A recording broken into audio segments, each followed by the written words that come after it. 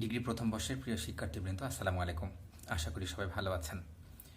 Corona পরিস্থিতির ভয়াবহতার কারণে আপনাদের চলমান পরীক্ষা স্থগিত রেখেছিল জাতীয় বিশ্ববিদ্যালয়। সেই পরীক্ষাকে আবার আগামী 7 তারিখ থেকে চালু হওয়ার নিমিত্তে রুটিন প্রকাশ করেছে জাতীয় বিশ্ববিদ্যালয়। আপনারা ইতিমধ্যে হয়তো সবাই পেয়েছেন। আপনাদের এই পরীক্ষা চলাকালীন সময়ে এবং পরীক্ষার আগে বিভিন্ন বিষয়ের সবচাইতে গুরুত্বপূর্ণ যে প্রশ্ন রয়েছে সেগুলো দেখিয়ে একটি সাজেশন দেখানোর চেষ্টা করেছিলাম। তার ধারাবাহিকতায় আজ যে বিষয়টা নিয়ে আমরা আলোচনা করতে যাচ্ছি সেটা হচ্ছে সমাজবিজ্ঞান দ্বিতীয় পত্রের অতি সংক্ষিপ্ত প্রশ্ন এবং তার উত্তর। আপনাদের জন্য সবচাইতে গুরুত্বপূর্ণ প্রশ্নগুলো দিয়ে সাজানো হয়েছে আজকের এই পর্বটি। আশা করি সবাই মনোযোগ দিয়ে দেখবেন এবং প্রয়োজনে বিষয়টা লিখেও রাখবেন। আশা করি এখান থেকে শতভাগ কোশ্চেন আগের মতো কমন পাবেন। কথা না বাড়িয়ে আমরা আজকের মূল আলোচনায় চলে যাই। এখানে সব মিলিয়ে 51টি মতো প্রশ্ন রাখা হয়েছে। অভ্রতে টাইপ করার কারণে কিছুটা বানানের প্রবলেম হতে পারে, বিষয়টি আমি সমাধান করে দেওয়ার চেষ্টা করব, আর আপনারা নিজেরাও দেখলে সেটা বুঝতে পারবেন। 1 নম্বর যে অতি সংক্ষিপ্ত প্রশ্ন সেটা হচ্ছে প্রি হিস্টোরিক যুগ বলতে আমরা কি বুঝি। প্রি হিস্টোরিক যুগ বলতে আমরা কি বুঝি? সঠিক উত্তর, ইতিহাসের লিখিত উৎস প্রাপ্তির পূর্ব সময়কে বোঝে। অর্থাৎ প্রিহিস্টোরিক যুগ বলতে ইতিহাসের লিখিত উৎস প্রাপ্তির পূর্ব সময়কে বোঝে। 2 নম্বর, কে নব্যপ্রস্তর যুগকে নবপলীয় বিপ্লব নামে আখ্যায়িত করেছেন? কে নব্যপ্রস্তর যুগকে নবপলীয় বিপ্লব নামে আখ্যায়িত করেছেন? সঠিক উত্তর, আর্নল্ড টয়েনবি। 3 নম্বর অতি সংক্ষিপ্ত প্রশ্ন, ন্যাচারাল হিস্ট্রি অফ রিলিজিয়ন গ্রন্থটির লেখক কে? ন্যাচারাল হিস্ট্রি অফ রিলিজিয়ন গ্রন্থটির লেখক ডেভিড হিউম। 4 নম্বর অতি সংক্ষিপ্ত প্রশ্ন, ঐতিহাসিক যুগকে কয় ভাগে ভাগ করা যায়? ঐতিহাসিক যুগকে কয় ভাগে ভাগ করা? সঠিক উত্তর, ঐতিহাসিক যুগকে 3 ভাগে ভাগ করা যায়। ঐতিহাসিক যুগকে 3 ভাগে ভাগ করা যায়। 5 নম্বর, নব্যপ্রস্তর যুগ কি? নব্যপ্রস্তর যুগ কি? যে যুগে মানুষ, এখানে একটু বানানের একটু ভুল আছে, সেটা হচ্ছে যে যুগে মানুষ মসৃণ ও রুক্ষ হাতিয়ারের পরিবর্তে পাথরের তৈরি ক্ষুদ্র যন্ত্রপাতি তৈরি ও ব্যবহার করত, সেটাই নব্যপ্রস্তর যুগ। প্রস্তর অর্থ হচ্ছে পাথর। অর্থাৎ এখনকার সময়ে যেমন মসৃণ এবং রুক্ষ হাতিয়ার আমরা ব্যবহার করি, সেই রুক্ষ এবং মসৃণ হাতিয়ারের পরিবর্তে যে পাথরের তৈরি ক্ষুদ্র যন্ত্রপাতি তৈরি করত এবং সেটা ব্যবহার করত, সেটা হচ্ছে নব্যপ্রস্তর যুগ। 6 নম্বর অতি সংক্ষিপ্ত প্রশ্ন, দ্য মিডল কিংডম বইটি কার লেখা? দ্য মিডল কিংডম বইটি ওয়েলস উইলিয়ামের লেখা। ওয়েলস উইলিয়ামের লেখা। 7 নম্বর, প্রত্নতত্ত্ব কি? সঠিক উত্তর, পুরাতন বিষয়ক জ্ঞান। প্রত্নতত্ত্ব হচ্ছে পুরাতন বিষয়ক জ্ঞান। 8 নম্বর দেখেন, প্রাচীন মিশরীয়দের লিখন পদ্ধতির নাম কি? প্রাচীন মিশরীয়দের লিখন পদ্ধতির নাম হচ্ছে হায়ারোগ্লিফিক। হায়ারোগ্লিফিক। হায়ারোগ্লিফিক। 9 নম্বর, মিশরকে নীল নদের দান কে বলেছেন? সঠিক উত্তর, ইতিহাসের জনক হেরোডোটাস বলেছেন। মিশরকে নীল নদের দান বলেছেন ইতিহাসের জনক হেরোডোটাস। 10 নম্বর অতি সংক্ষিপ্ত প্রশ্ন, হাম্বুরবি কে ছিলেন? হাম্বুরবি কে ছিলেন? এখানে একটা আকার একটু ভুলে পড়েছে। হাম্বুরবি কে ছিলেন? হাম্বুরবি ব্যাবিলনের বিখ্যাত রাজা ছিলেন। 11 নম্বর দেখেন, কর্পাস জুরিস কোভিলস। কর্পাস জুরিস কোভিলস নামে পরিচিত কার আইন? কার আইন? এটা হবে সম্রাট জাস্টিনিয়ানের সংকলিত আইন। অর্থাৎ সম্রাট জাস্টিনিয়ান যে আইনটা প্রণয়ন করেছিলেন, সেই সম্রাট জাস্টিনিয়ানের সংকলিত আইনই হচ্ছে কর্পাস জুরিয়াস কোভিলস নামে পরিচিত। আশা করি বুঝতে পেরেছেন।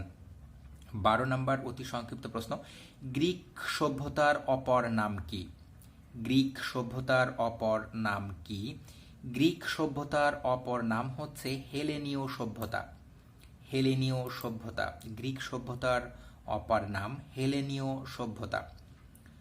13 নম্বর অতি সংক্ষিপ্ত প্রশ্ন, কোন মহাকবি অন্ধ ছিলেন? আপনারা অনেকেই জানেন, হোমার।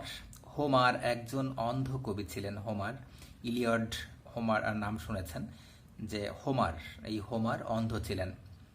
14 নাম্বার, পেরিওসি অর্থ কি? পেরিওসি অর্থ কি? এটার উত্তর পার্শ্ববর্তী অঞ্চলের বাসিন্দা, অর্থাৎ পার্শ্ববর্তী, আপনার বা আমার পার্শ্ব যারা বসবাস করেন সেই পার্শ্ববর্তী অঞ্চলের বাসিন্দা, উনি হচ্ছে পেরিওসি নামে পরিচিত। 15 নাম্বার, সামন্ততন্ত্র কি? সামন্ততন্ত্র কি? সঠিক উত্তর এক প্রকার ভূমি ব্যবস্থা। সামন্ততন্ত্র এক প্রকার ভূমি ব্যবস্থা। 16 নাম্বার, মার্কস বর্ণিত সামন্তবাদী সমাজের প্রধান দুটি শ্রেণী কি? মার্কস বর্ণিত সামন্তবাদী সমাজের প্রধান দুটি শ্রেণী, একটি হচ্ছে আদিম সাম্যবাদ আর অন্যটি হচ্ছে পুঁজিবাদী সমাজ। মার্কস বর্ণিত সামন্তবাদী সমাজের প্রধান দুটি শ্রেণী হচ্ছে আদিম সাম্যবাদ ও পুঁজিবাদী সমাজ, এই দুটো। 17 নাম্বার দেখেন, প্রিবেন্ডালাইজেশন, একটু খেয়াল করবেন, প্রিবেন্ডালাইজেশন কি? প্রিবেন্ডালাইজেশন কি? এটা হচ্ছে ভারতীয় ভূমি মালিকানা ও বন্টন ব্যবস্থা, অর্থাৎ ভারতীয় ভূমি মালিকানা ও বন্টন ব্যবস্থা প্রিবেন্ডালাইজেশন নামে পরিচিত। ঠিক আছে, প্রিবেন্ডালাইজেশন নামে পরিচিত হচ্ছে ভারতীয় ভূমি মালিকানা ও বন্টন ব্যবস্থা। 18 নাম্বার দেখেন, করভি কি? করভি কি? এটা সঠিক উত্তর বিনা পরিশ্রমে শ্রমদান করা। বিনা পরিশ্রমে শ্রমদান করা, এটাকে সমাজ বিজ্ঞানের ভাষায় করভি বলে। 19 number, the wealth of nation. The wealth of nation গ্রন্থটি কার লেখা? অ্যাডাম স্মিথের লেখা। এটা অ্যাডাম স্মিথের লেখা। The wealth of nation Adam স্মিথের লেখা। 20 নাম্বার, শিল্প বিপ্লব কোথায় সংগঠিত হয়েছিল? সঠিক উত্তর ইংল্যান্ডে সংগঠিত হয়েছিল। অষ্টাদশ শতকে ইংল্যান্ডে সংগঠিত হয়েছিল। শিল্প বিপ্লব কোথায় সংগঠিত হয়েছিল? ইংল্যান্ডে সংগঠিত হয়েছিল অষ্টাদশ শতাব্দীতে। এরপর 21 নাম্বার, নৃবিজ্ঞানের জনক কে? নৃবিজ্ঞানের জনক কে? নৃবিজ্ঞানের জনক L.H. Morgan. L.H. Morgan. 22 number, নৃবিজ্ঞান এর মূল প্রতিপাদ্য বিষয় কি? এখানে একটু টাইপ মিস্টেক হয়েছে, সঠিক উত্তরটা লেখা হয়নি, আমি বলে দিচ্ছি। নৃবিজ্ঞানের মূল প্রতিপাদ্য বিষয় হচ্ছে মানুষ। নৃবিজ্ঞানের মূল প্রতিপাদ্য বিষয় হচ্ছে মানুষ, বা মূল আলোচ্য বিষয় হচ্ছে মানুষ। 23 নাম্বার, বিবর্তনবাদী একজন তাত্ত্বিকের নাম লিখো। বিবর্তনবাদী একজন তাত্ত্বিকের নাম হচ্ছে L.H. Morgan. L.H. Morgan. 24 number দেখেন, এনসিয়েন্ট সোসাইটি। এনসিয়েন্ট সোসাইটি বা প্রাচীন সমাজ কার লেখা? এটাও L.H. মর্গানের লেখা। L.H. মর্গানের লেখা। L.H. মর্গানের লেখা। এরপর দেখেন 25 নাম্বার বলছে, একক বিবাহ কি? একক বিবাহ কি? সঠিক উত্তর একজন পুরুষ ও একজন মহিলা স্বামী স্ত্রী হিসাবে বৈবাহিক সম্পর্ক স্থাপন করলে তাকে একক বিবাহ বলে। একজন পুরুষ ও একজন মহিলা স্বামী স্ত্রী হিসাবে বৈবাহিক সম্পর্ক স্থাপন করলে তাকে একক বিবাহ বলে। এরপর আসি 26 নাম্বার, লেভিরেট বিবাহ কাকে বলে? লেভিরেট বিবাহ কাকে বলে? সঠিক উত্তর যখন কোনো বিধবা মহিলা মৃত স্বামীর ভাইয়ের সঙ্গে বিবাহ বন্ধনে আবদ্ধ হয় তখন তাকে লেভিরেট বলে, অর্থাৎ দেবরের সঙ্গে বিবাহ। এটা হচ্ছে যে লেভিরেটটা হচ্ছে যে একজন স্বামী যখন মারা যায় সেই স্বামীর ভাইয়ের সঙ্গে যখন বিবাহ বন্ধনে আবদ্ধ হয়, সমাজ বিজ্ঞানের ভাষায় সেটাকে লেভিরেট বলে। 27 নাম্বার, কৌমকি। দেখতে পাচ্ছেন 27 নাম্বার, কৌমকি। এটা সঠিক উত্তর হচ্ছে মায়ের সূত্রে যখন সম্পত্তি ও বংশমর্যাদা সন্তানদের মধ্যে বর্তায় অর্থাৎ মায়ের সূত্রে, অর্থাৎ মায়ের যে সম্পত্তি বা বংশমর্যাদা যখন সন্তানদের মধ্যে এসে পৌঁছায় তখন সেটাকে বলে কৌম। 28 নাম্বার হচ্ছে ময়টি কি। ময়টি কি? ময়টি হলো সমাজবিজ্ঞানের একটা ভাষা। বলছে যে ময়টি হলো ট্রাইবের এমন দুটি শাখা যারা সর্বদা পাশাপাশি বসবাস করে ও একটি প্রতিযোগিতামূলক মনোভাব পোষণ করে। অর্থাৎ ট্রাইব মানে হচ্ছে জাতি, উপজাতি, অর্থাৎ এটা এমন একটা উপজাতিরা যে ট্রাইবের এমন দুটি শাখা, অর্থাৎ এই যে মানুষ যারা বসবাস করছে এই ট্রাইবের এমন দুটি শাখা যারা পাশাপাশি অবস্থান করে, পাশাপাশি বসবাস করে এবং তাদের মাঝে একটি প্রতিযোগিতামূলক মনোভাব পোষণ করে। 29 নাম্বার দেখেন রাজনৈতিক ব্যবস্থা কি। রাজনৈতিক ব্যবস্থা কি? রাজনৈতিক ব্যবস্থা হচ্ছে এক ধরনের ক্ষমতার বন্টন ব্যবস্থা। এক ধরনের ক্ষমতার বন্টন ব্যবস্থা। এরপরে 30 নাম্বার কুলারিং কি। কুলারিং কি? এই কুলারিংটা হচ্ছে এক ধরনের বিনিময় প্রথা। কুলারিং হচ্ছে এক ধরনের বিনিময় প্রথা। বিনিময় প্রথা সম্পর্কে আপনাদের ধারণা আছে। এই কুলারিং হচ্ছে এক ধরনের বিনিময় প্রথা। এরপরে এনসিয়েন্ট সোসাইটি, এই গ্রন্থটির রচয়িতাকে? এটাও হচ্ছে L.H. Morgan. L.H. Morgan. 32 number tribe বা উপজাতি সংঘের মূল ভিত্তি কি? ট্রাইব বা উপজাতি সংঘের মূল ভিত্তি হচ্ছে জ্ঞাতি সম্পর্ক। ট্রাইব বা উপজাতি সংঘের মূল ভিত্তি হচ্ছে জ্ঞাতি সম্পর্ক। এরপর 33 নাম্বার। 33 নাম্বার হচ্ছে প্রাইমেটিভ কালচার। প্রাইমেটিভ কালচার গ্রন্থটির লেখককে বা রচয়িতাকে? এটা রচনা হচ্ছে আপনার E.B. টেইলর। E.B. টেইলর। দেখেন 33 নাম্বার প্রাইমেটিভ কালচার গ্রন্থটির লেখক E.B. টেইলর। এরপর আমরা চলে যাব 34 নাম্বারে। 34 নাম্বার সর্বপ্রাণবাদ এর প্রবক্তাকে? সর্বপ্রাণবাদের প্রবক্তা Edward Burnett Tylor. Edward Burnett Tylor. সর্বপ্রাণবাদের প্রবক্তা এডওয়ার্ড বার্নেট টেলর। এরপর 35 নাম্বার ট্যাবু কি। ট্যাবু কি? ট্যাবু অতিপ্রাকৃতবাদের নেতিবাচক একটি উপাদান যার অর্থ নিষিদ্ধ। অর্থাৎ ট্যাবু শব্দটির অর্থ হচ্ছে নিষিদ্ধ। ট্যাবু দ্বারা কোনো বিষয়ের উপর বিধিনিষেধ আরোপ করা হয়। ট্যাবু অতিপ্রাকৃতবাদের নেতিবাচক একটি উপাদান যার অর্থ নিষিদ্ধ। ট্যাবু দ্বারা কোনো বিষয়ের উপর বিধিনিষেধ আরোপ করা হয়। 36 নাম্বার বাংলাদেশের মাতৃতান্ত্রিক নৃগোষ্ঠী কারা? বাংলাদেশের মাতৃতান্ত্রিক নৃগোষ্ঠী কারা? সঠিক উত্তর হচ্ছে গারো। অর্থাৎ গারোরা পুরুষতান্ত্রিক নয়, তারা মাতৃতান্ত্রিক। মাতৃতান্ত্রিক হচ্ছে সমাজের প্রধান হচ্ছে মা, অর্থাৎ মায়ের নামে সবকিছু পরিচালিত হয়। পরিবারের উপার্জন করেন হচ্ছে মা। এরপর 37 নাম্বার বাংলাদেশের রাখাইন বাংলাদেশের কোন অঞ্চলে বসবাস করে?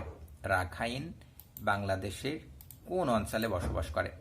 দেখেন এটা পটুয়াখালী ও কক্সবাজার। রাখাইন একটি উপজাতি যারা কোথায় বসবাস করে? পটুয়াখালী ও কক্সবাজার। এরপর 38 নাম্বার রেনেসা শব্দের অর্থ কি? রেনেসা শব্দের অর্থ কি? রেনেসা শব্দের অর্থ হচ্ছে নবজাগরণ বা পুনর্জাগরণ। রেনেসা শব্দের অর্থ হচ্ছে নবজাগরণ বা পুনর্জাগরণ। এরপর 39 নাম্বার চীনা সভ্যতা কোন নদীর তীরে গড়ে উঠেছিল? চীনা সভ্যতা হোয়াংহো নদীর তীরে গড়ে উঠেছিল। চীনা সভ্যতা কোন নদীর তীরে গড়ে উঠেছিল? এটা হোয়াংহো নদীর তীরে গড়ে উঠেছিল। এরপর 40 নাম্বার দেখেন ফিফ। FIEF, ফাইভ বা ফিফ কি? এই ফিফ হচ্ছে এক খণ্ড জমি, অর্থাৎ এক খণ্ড জমিকে ফিফ বলে। 41 নাম্বার গোত্র কি? গোত্র কাকে বলে?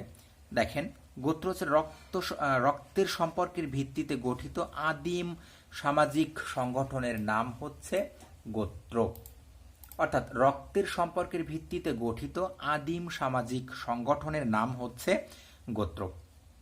42 নাম্বার দ্য নিউ সায়েন্স গ্রন্থটি কার লেখা? দ্য নিউ সায়েন্স গ্রন্থটি সমাজবিজ্ঞানী ভিকোর লেখা। দ্য নিউ সায়েন্স গ্রন্থটি কার লেখা? সঠিক উত্তর সমাজবিজ্ঞানী ভিকোর লেখা। 43 নম্বর, রোমান আইনের ভিত্তি কি? রোমান আইনের ভিত্তি কি?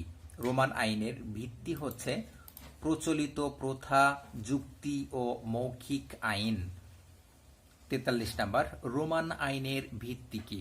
এটা প্রচলিত প্রথা ও মৌখিক আইন। এরপর 44 নম্বর দেখেন, টাইথ। টাইথ কি? টাইথ কি? এটা হচ্ছে এক প্রকার কর, অন টাইপস অফ ট্যাক্স। ঠিক আছে, টাইথ হচ্ছে এক প্রকার কর। এরপর জীবন ছিল হয় ভুরিভোজ উপবাস।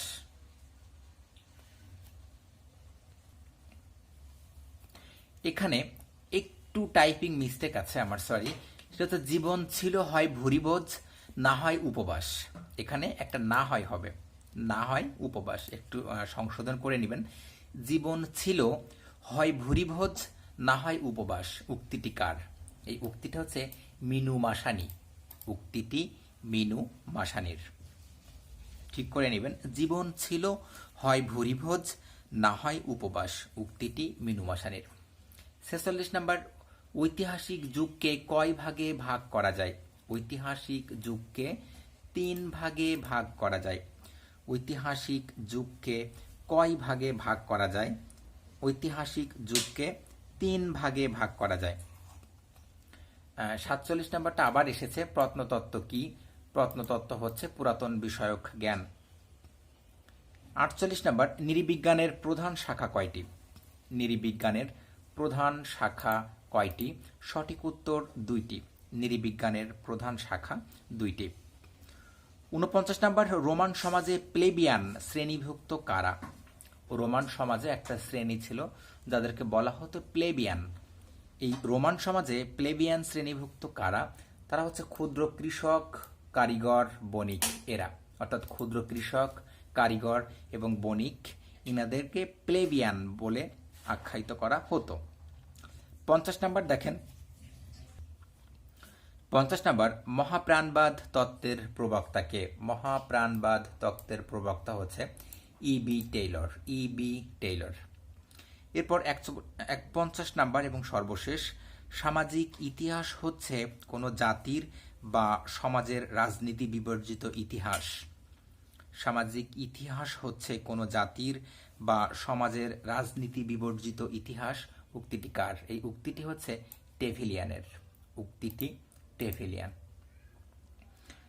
মোটামুটি এখানে 51টি গুরুত্বপূর্ণ প্রশ্ন আপনাদের জন্য রাখা হয়েছে, যেগুলো আপনাদের জন্য খুবই গুরুত্বপূর্ণ। আশা করি সেভাবে নিজেদেরকে গুছিয়ে নেবেন। আমি এক নজরে প্রশ্নগুলো আবার দেখানোর চেষ্টা করছি।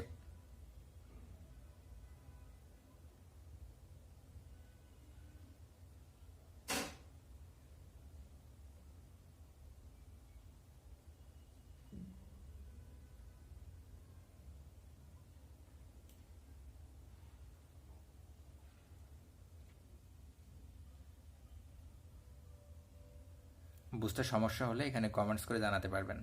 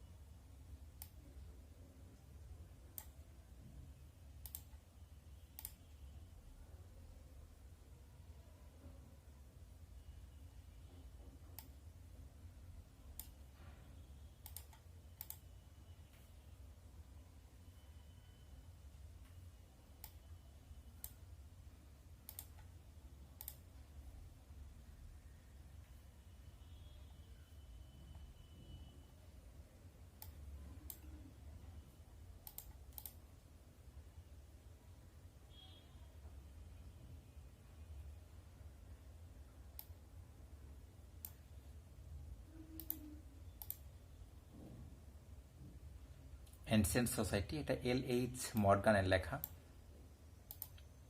বিবর্তনবাদী একজন তাত্ত্বিক L.H. মর্গান। আর নৃবিজ্ঞানের মূল প্রতিপাদ্য বিষয় মানুষ। নৃবিজ্ঞানের জনক L.H. মর্গান। শিল্প বিপ্লব সংঘটিত হয়েছিল ইংল্যান্ডে অষ্টাদশ শতকে। দ্য ওয়েলথ অফ নেশনস, এটা অ্যাডাম স্মিথের। করভি হচ্ছে বিনা পরিশ্রমে শ্রমদান করা। আর প্রিভেন্ডালাইজেশন, এটা হচ্ছে ভারতীয় ভূমি মালিকানা ও বন্টন ব্যবস্থা। এই যে প্রিভেলাইজেশন, ভারতীয় ভূমি মালিকানা ও বন্টন ব্যবস্থা। মার্কস বর্ণিত সামন্তবাদী সমাজের দুটো শ্রেণী হচ্ছে আদিম সাম্যবাদ ও পুঁজিবাদী সমাজ। সামন্ততন্ত্র হচ্ছে এক প্রকার ভূমি ব্যবস্থা। পেরিওচি শব্দের অর্থ হচ্ছে পার্শ্ববর্তী অঞ্চলের বাসিন্দা। অন্ধ ছিলেন হোমার। গ্রিক সভ্যতার অপর নাম হচ্ছে হেলেনীয় সভ্যতা। এরপরে কর্পাজুরিস কোভেলস নামে পরিচিত আইন হচ্ছে সম্রাট জাস্টিনিয়ানের সংকলিত আইন। আমি রেড করে দিয়েছি আপনাদের দেখতে সুবিধার জন্য। হাম্বুরবি কে ছিলেন? হাম্বুরবি ব্যাবিলনের বিখ্যাত রাজা ছিলেন। এরপর মিশরকে নীল নদের দান বলেছেন হেরোডোটাস। এরপর যেটা আছে মিশরীয়দের লিখন পদ্ধতির নাম একটু কেটে গিয়েছে, এটা হচ্ছে হায়ারোগ্লিফিক। প্রত্নতত্ত্ব দুইবার হয়েছে, এটা হচ্ছে পুরাতন বিষয়ক জ্ঞান। দ্য মিডিল কিংডম, এটা হচ্ছে ওয়েলস উইলিয়ামের লেখা। নব্যপ্রস্তর যুগ, যে যুগে মানুষ মসৃণ ও রুক্ষ হাতিয়ারের পরিবর্তে পাথরের তৈরি ক্ষুদ্র যন্ত্রপাতি তৈরি ও ব্যবহার করত, সেটা হচ্ছে নব্যপ্রস্তর যুগ। ঐতিহাসিক যুগকে ভাগ করা যায় 3 ভাগে। ন্যাচারাল হিস্ট্রি অফ রিলিজিয়ন, এটা হচ্ছে ডেভিড হিউমের। এবং কে নব্যপ্রস্তর যুগকে, এখানে একটু ভুল আছে, নব্যপ্রস্তর যুগকে নবপলীয় বিপ্লব, এটা হচ্ছে আর্নল্ড টয়নবি। প্রিহিস্টোরিক যুগ বলতে আমরা কি বুঝি? প্রিহিস্টোরিক যুগ বলতে আমরা কি বুঝি, অর্থাৎ এখানে যেটা হবে প্রিহিস্টোরিক যুগ বলতে, এই যে এটা প্রিহিস্টোরিক যুগ বলতে আমরা কি বুঝি, সেটা হচ্ছে ইতিহাসের লিখিত উৎস প্রাপ্তির